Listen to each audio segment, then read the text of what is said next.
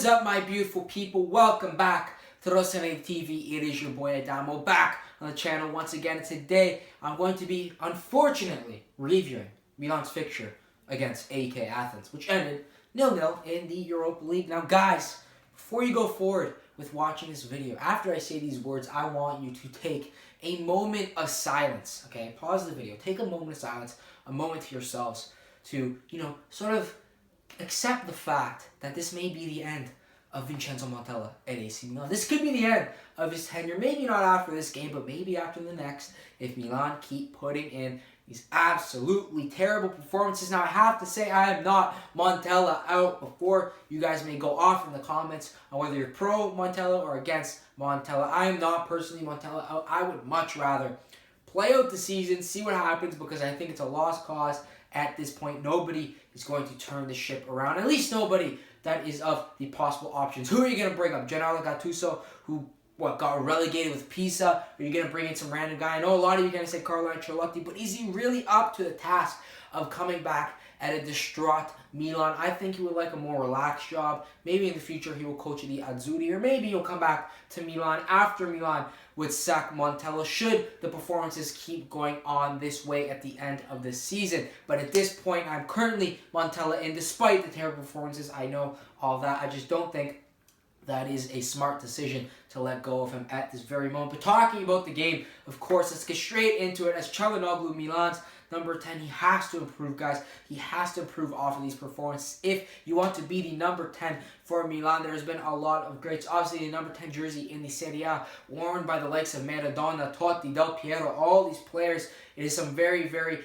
heavy-weighted players that have been holding the number of this jersey. And I think that, with Çalhanoğlu, these are not performances that sort of live up to that task. And I don't think he's expected to. I mean, we're not expecting him to be a player like Totti, but I do think that the level of, let's say, expectations for the number 10 at Milan has definitely dropped through the years. And they don't think or expect Çalhanoğlu to perform at such a high level of a world-class player.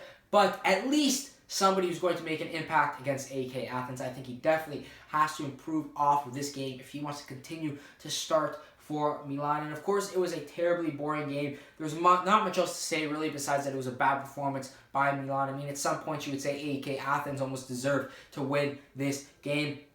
Personally, I think that, going forward, although I am Montella in, changes have to be made. Whether it's the formation, whether it's the personnel, you have to bring in more people who are hungry for victory. And I do think that the likes of Bonucci will drag this Milan side forward. Although we have seen, after his red card and after his poor performances, he hasn't been that much of a leader. But I do think that in the future, Bonucci will be showing us why he won, being in the best XI of the world last season. Of course, just recently, he was one of the best defenders in the world, alongside Sergio Ramos, of course, and those type of personnel that won far in the Champions League, as I'm sure you guys know, of the best XI. Now, off the Paolo, of course, the legendary Twitter statistician did tweet that AC Milan failed to make a single touch.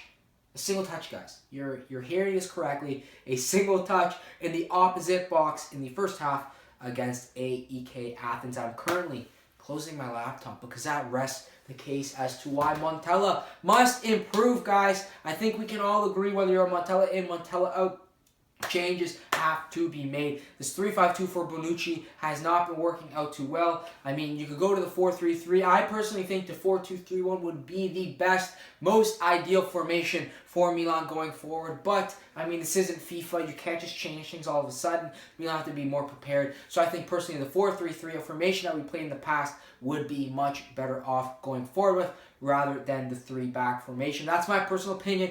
I want to hear yours. I want to hear if you are Montella in or Montella out, by considering all the factors of the options that are out there, and going forward, what you would do with these personnel. I want to hear that all in the comments down below. Leave a like if you enjoyed the video. Unfortunately, Milan isn't giving us much to smile about, but hopefully I can entertain you guys in the slightest of ways.